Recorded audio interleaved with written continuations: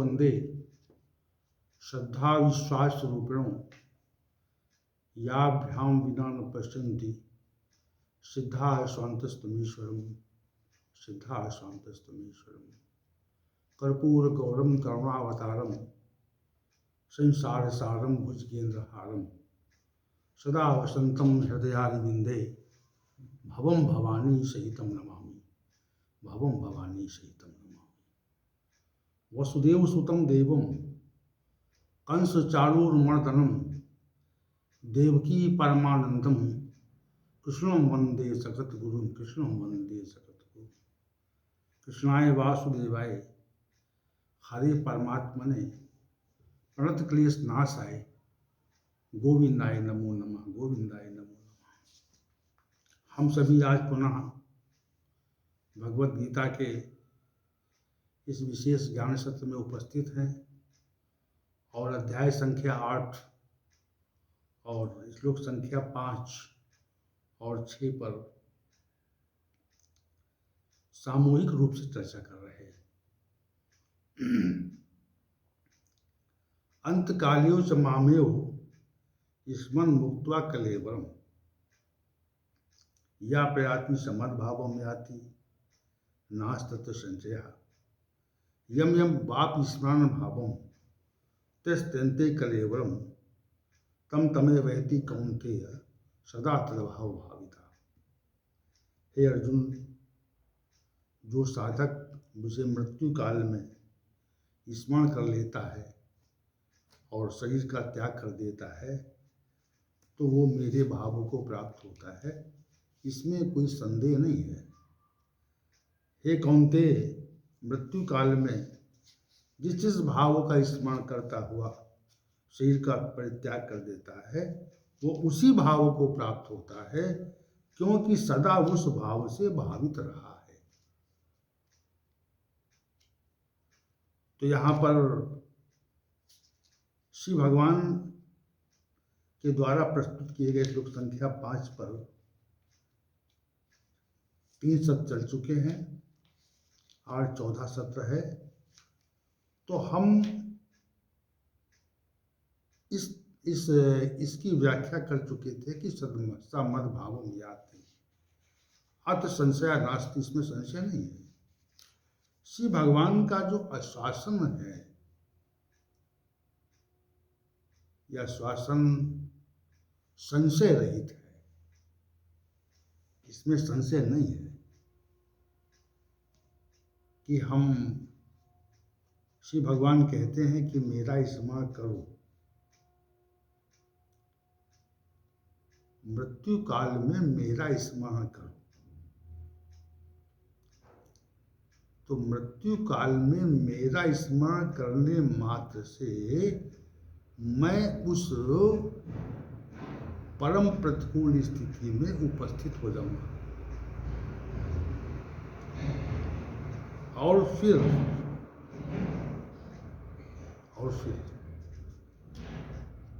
मैं उस जीव को अपने साथ रखूंगा, साथ ले जाऊंगा। इसमें कोई संशय नहीं है, इसमें संशय मत करना, ये संशयात्मक बात नहीं है। अत्र न संशय, इसमें संशय नहीं है,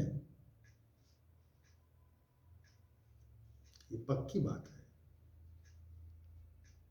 श्री भगवान का आश्वासन भगवत गीता ज्ञान के माध्यम से हो रहा है।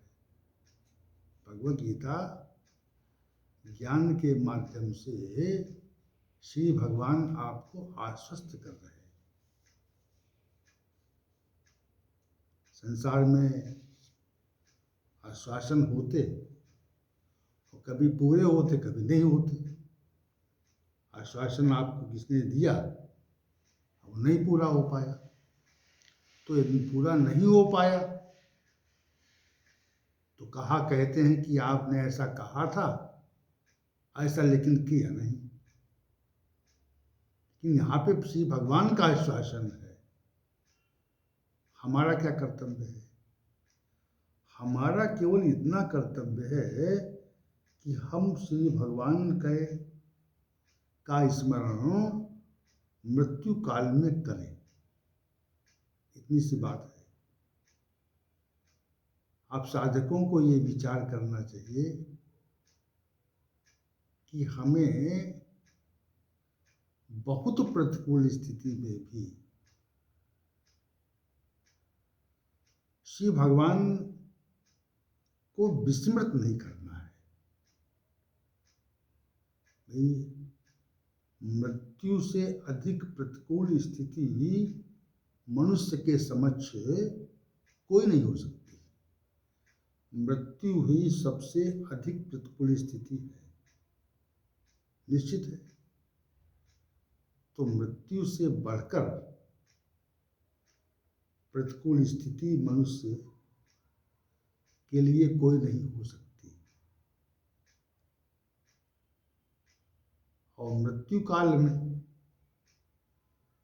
श्री भगवान का स्मरण हो जाए या हम प्रयास से कर लें, तो वो दोनों बातें हैं। हमारा जो जीवन है उसमें हम किसका स्मरण करते हैं, ये बताइए पहले। हम जीवन में किसको याद करते हैं? तो साधक विचार करें। यह सामान्य रूप सामान्य जन जो इस ओर बढ़ना चाहते हैं, वो भी ये विचार करें कि हम स्मरण किसका करते हैं, किसको याद करते हैं। हम प्रतिदिन अपने मस्तिष्क में किसकी स्मृति रखते हैं, इस पर आप बहुत ध्यान दें। इसका आप इसे आंतरिक रूप से इसका पर्यवेक्षण करें, अन्वेषण करें इसका कि हमको याद किसकी आती है, किसका किसका हमको स्मरण होता है। क्योंकि यही आगे आगे जो श्लोक है इसमें यही विषय है कि हमको जीवन काल में जब तक हमें श्वास प्रश्वास उपलब्ध है तब तक हम याद किसको करते हैं, ये बताओ। तो जिसको याद करते हैं तो वही तो भाव आपके अंदर प्रकट होता है, नहीं होता? जिसको याद करते हैं तो हम जब विचार करते हैं तो ये बात निकल कर सामने आती है कि जो हमारा प्रिय होता है और जिससे हमको सांसारिक सुख मिलता है उसको हम याद करते हैं। वो हमारी स्मृति में बार बार आता है। क्या होता, हमारी स्मृति उधर अनायास जाती है। देखो, प्रत्येक मनुष्य सुख के लिए लालायित रहता है। सम्मान मिले, प्रतिष्ठा मिले, धन मिले, संपदा मिले, लोग हमारी जय जयकार करें, तो इसके लिए तो मनुष्य प्रयास करता है, क्योंकि इसमें सुखाभास होता है।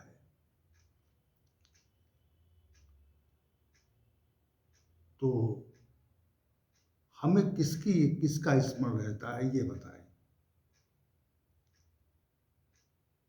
हमारा जो जो कहना है कि आप किसको किसको अपने स्मरण में लाते हैं, तो जिसको लाते हो उसके बारे में विचार करें कि हमारे स्मरण में वो क्यों आता है। तो दो बातें निकल के सामने आएंगी कि हमको उससे सुख मिलता है और हमारा वो प्रियजन है, प्रिय है, तभी उसको याद करते हैं। और प्रियजन न हो और उससे हमको सुख न मिलता हो, तब उसको नहीं याद करेंगे हम। संसार में तो असंख्य प्रकार के सुख हैं, असीमित सुख है। सुख के जो साधन है वो असीमित असंख्य है, और असंख्य मनुष्य निवास करते हैं, लेकिन उसका स्मरण हमको नहीं होता। क्यों नहीं होता? क्योंकि हमें उनसे सुख मिलता ही नहीं। हमारा जिनसे संयोग है, संपर्क है, संसर्ग है, उनसे हमको सुख मिलता है, और उनसे हमें स्नेह हो जाता है। तो सुख मिलने पर, स्नेह मिलने पर वे हमारी स्मृति में बार बार आया करते हैं। यही बात है। तो हमारी स्मृति में बार बार आते संसार के लोग, संसार की स्थितियां, संसार की क्रियाएं हमारी स्मृति में पुनः पुनः उपस्थित होती हैं। अब आपका भगवान का तो स्मरण नहीं होता, भगवान को तो याद नहीं करते हो, तो आप किस भाव से भावित हैं? तो उसका ये प्रश्न किया हमने कि आप किस भाव से भावित हैं, तो आप विचार करिए, उत्तर देंगे कि हम संसार में सुख जिससे मिलता है उसी के भाव से भावित है। तो सुख देता है उसकी याद करते हैं, और कोई सुख न दे हमको, दुख दे तो क्यों याद करेंगे उसको? याद भी करेंगे तो द्वेष भाव से याद करेंगे, घृणा भाव से याद करेंगे उसको। तो स्मरण हमें सामान्य रूप से उसका होता है, उस स्थिति का होता है, उस व्यक्ति का होता है, उस क्रिया का होता है जिससे हमको सुख मिलता है। और जीवन पर्यंत, जीवन चूंकि लंबा है, 60 साल 70 साल जो भी, तो जीवन में वही व्यक्ति, स्थितियां और क्रियाएं हमारी स्मृति में बार बार घूमा करती हैं, जिनसे हमको सुख मिलता है। और ये व्यक्ति, क्रियाएं, स्थितियां ये परिवर्तित हुआ करती है। जैसे एक व्यक्ति से आपको आज सुख मिल रहा था और कल उससे नहीं मिल रहा है, तो कल तो आपके साथ वो सुख दे रहा था आपको, अब आज नहीं दे रहा है, तो उसके प्रति जो स्नेह का भाव था वो समाप्त हो जाता है। अब उसके प्रति द्वेष का भाव उत्पन्न होता है। कल उससे सुख मिला था, अब आज नहीं मिल रहा है, तो न मिलने पर द्वेष भाव और मिलने पर स्नेह का भाव, प्रेम का भाव। तो हम उसी भाव से भावित रहते हैं। किस भाव से? यम यम स्मरण भावम। जिस जिस भाव से हम भावित रहते हैं, अर्थात हमारी स्मृति में जो जो भाव घूमा करते हैं, उनका हमको बार बार पुनः पुनः स्मरण होता है। और फिर जिन भावों से हम भावित रहते हैं, वे ही हमारी स्मृति में पुनः पुनः घूमने के कारण मृत्यु काल में भी वही भाव हमारे सामने उपस्थित होते हैं। सदा तद्भाव भाविता, सदैव जीवन पर्यंत हम उस भाव से भावित रहे, तो उसी भाव से तो भावित रहेंगे। भाई श्री भगवान का स्मरण किए नहीं, संसार के भाव से भावों का स्मरण किया, तो संसार के भाव से भावित हो गए। और संसार के भाव से जब भावित हो गए, तो चूंकि जीवन पर्यंत तो हमने श्री भगवान का स्मरण नहीं किया, वो हमारी स्मृति के विषय नहीं रहे, तो जो भी हमारी स्मृति के विषय रहे वो अंतकाल में, मृत्यु काल में निश्चित रूप से उपस्थित हो जाते हैं, बिना कुछ कहे स्मृति आ जाते हैं। हमारे स्मरण में हमारा जो प्रियजन है, प्रेमी व्यक्ति है, वो अनायास ही तो आता है, ये प्रयास करना पड़ता है उसके लिए। किसी सुख देने वाले व्यक्ति का हमको स्मरण तो अनायास होता है, उसके लिए हमको प्रयास नहीं करना पड़ता। लेकिन श्री भगवान के स्मरण के लिए हमको प्रयास करना पड़ता है। क्या होता है? श्री भगवान के, परमात्मा के स्मरण के लिए हमको प्रयास करना पड़ता है। बार बार वो हमारी स्मृति से फिसलते हैं और बार बार हमारी स्मृति में संसार के विषय और सुख आते। इतनी सी बात है। तो संसार के विषय और सुख हमारी स्मृति में जब बार बार आते हैं तो हमको जीवन पर्यंत संसार का ही स्मरण होता है, उस वस्तु का, उस क्रिया का और उस व्यक्ति का। इस भाव से हम भावित रहे हैं जीवन पर्यंत। तो वही भाव उमड़ उमड़ कर हमारे मृत्यु काल में सामने प्रकट हो जाते हैं।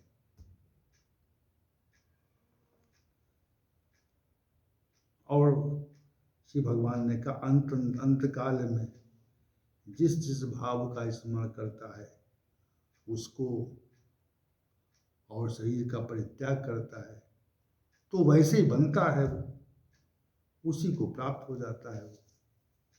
ये भाव श्री भगवान यहाँ पे कह रहे हैं। अब जो भाव आपके अंदर रहा,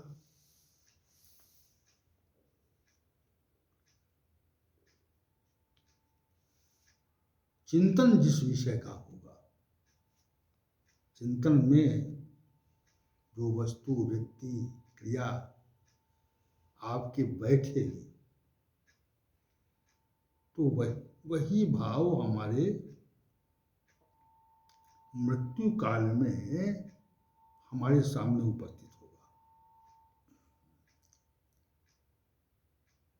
उन लोगों के लिए श्री भगवान ने ये नहीं कहा कि मैं संबंध भावम जाति, क्योंकि वो जीवन पर्यंत भगवान के भाव से भावित ही नहीं रहे, वो संसार के भाव से भावित रहे।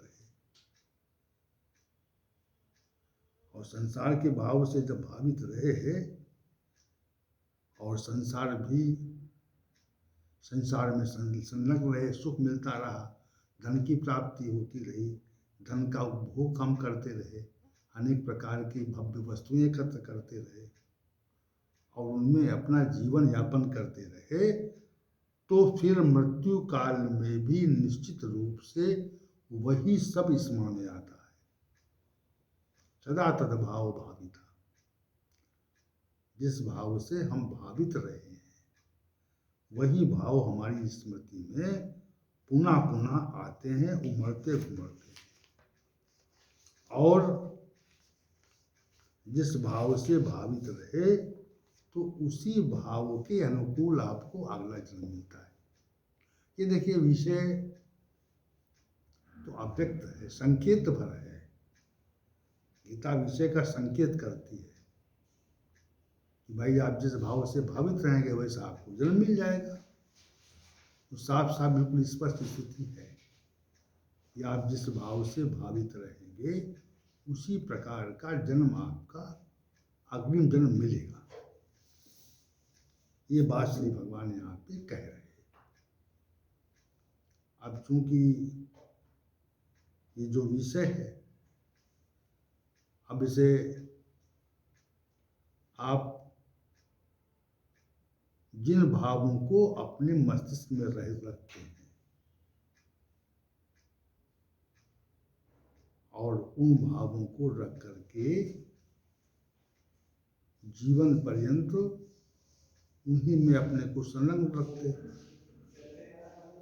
तो श्री भगवान का स्मरण न होने के कारण आपको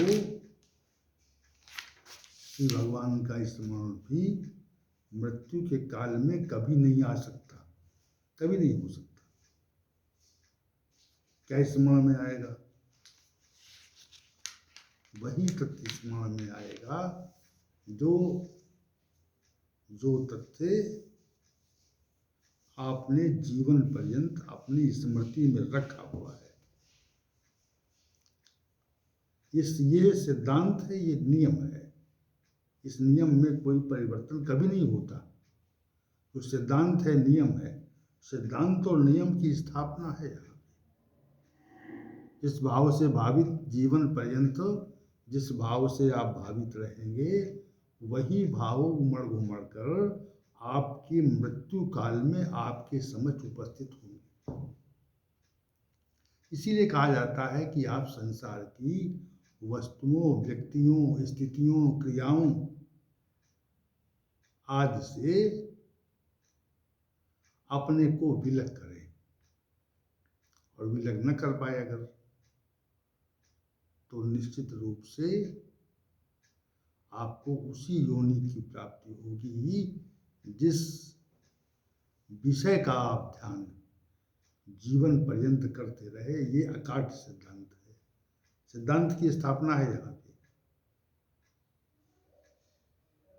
दो सिद्धांतों की विशेष स्थापना एक श्लोक संख्या 5 में स्थापित हुआ कि अगर आपने मेरा स्मरण मृत्यु काल में कर लिया तो हम आपके साथ में हैं और आप हमारे साथ में।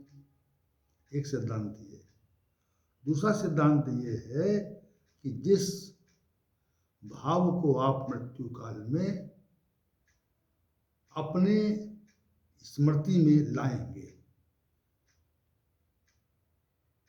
तो वैसी योनि की प्राप्ति होगी, और वही भाव आएगा जिस भाव से आप जीवन पर्यंत भावित रहे। इस पर सिद्धांत है। इस सिद्धांत में कोई परिवर्तन नहीं। दो सिद्धांत मान लीजिए, फिर 3 मान लीजिए आप, इसमें संशय नहीं है।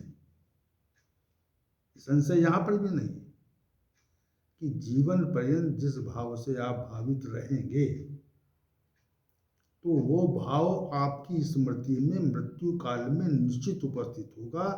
यह अकाट्य सिद्धांत।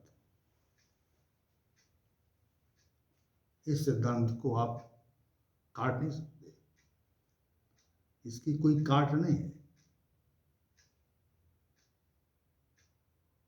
और आपको मृत्यु काल में उसी बात की याद आई। इसे मान लीजिए आप धन को वरीयता देते हैं या किसी को वरीयता, जिसको वरीयता देते हैं, तो वही भाव आपके अंदर उस मृत्यु काल में प्रकट हो जाता है। फिर ये जो व्यवस्था है परमात्मा की, ये व्यवस्था बहुत बड़ी व्यवस्था है। 84 लाख योनियां हैं। आप किस भाव से किसका जन्म किस भाव से भावित रहने पर आपको किस प्रकार का भविष्य में या अग्रिम जन्म में जन्म मिलेगा, ये विनिश्चय तो परमात्मा की व्यवस्था के अंतर्गत ही होता है, और ये बहुत बड़ी व्यवस्था है। हम नहीं कह सकते इस भाव से भावित होने पर आप ये बन जाएंगे, इस भाव से भावित होने पर आप ये बन जाएंगे, ऐसा कुछ नहीं कह सकते हम, क्योंकि विनिश्चय तो ऊपर से होता है, यहाँ से विनिश्चय नहीं होता। सिद्धांत का निर्माण तो यहाँ दिख रहा है, लेकिन ये विशद चीज है कि हम जान नहीं सकते कि हम किस भाव से भावित रहेंगे, तो उस भाव के पश्चात हमको किस प्रकार की योनि प्राप्त होगी। पशु बनेंगे, पक्षी बनेंगे, मनुष्य बनेंगे, ये सब नहीं है। इसको जाना जा पाना असंभव है। कर्म फल के परिणाम को जाना जा पाना असंभव है, और मनुष्य किस योनि में जन्म लेगा इसको भी जाना जा पाना असंभव है। आप इसको जान नहीं पाएंगे। ये परमात्मा की व्यवस्था के अनुसार स्वतः परिवर्तित हुआ करता है और ये एक विहंगम व्यवस्था है। अब अनुमान लगाइए कि संसार में कितने लोग रहते, असंख्य लोग रहते। अब सबके भावों को जानना, उनका लेखा जोखा और हिसाब रखना और उसी के अनुसार जन्म देना अगला, तो कितनी बड़ी व्यवस्था है। कोई सामान्य छोटी व्यवस्था नहीं है, विशेष व्यवस्था है। तो कथन का अभिप्राय जो श्लोक संख्या 5 और 6 में है वो यही है कि भगवान के भाव से भावित रहकर जीवन में भगवान के भाव से भावित रहें, ताकि आपको मृत्यु काल में भी उनका स्मरण रहे। संसार के भाव का, संसार के सुख का, संसार वस्तुओं के प्रति स्नेह के भाव को परित्याग करें।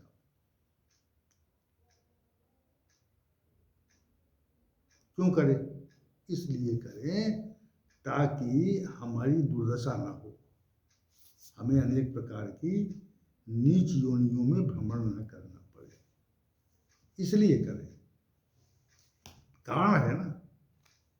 अब आपको ये निश्चित करना है कि हमें क्या करना है, इस संबंध में हमें क्या करना है। अब जैसे एक उदाहरण आता है कि भरत ऋषि ने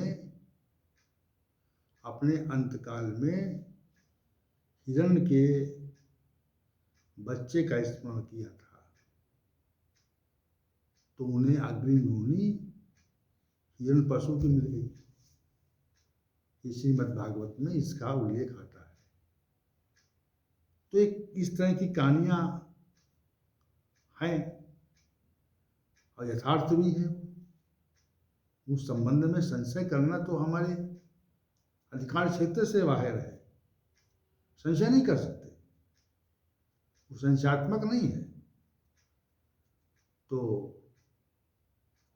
यहाँ पे जो भाव श्लोक संख्या 5 और 6 का जो विलक्षण भाव है, उसमें हम श्री भगवान अपनी ओर हमको आकर्षित करना चाह रहे हैं, अपनी ओर खींचना चाह रहे हैं कि देखो, बहुत प्रतिकूल स्थिति अर्थात मृत्यु की स्थिति में भी हम आपके साथ उपस्थित होंगे अगर हमें आपने याद कर लिया, और निश्चित उपस्थित होंगे। आश्वासन श्री भगवान का कि हम निश्चित उपस्थित होंगे, इसमें कोई दो मत नहीं।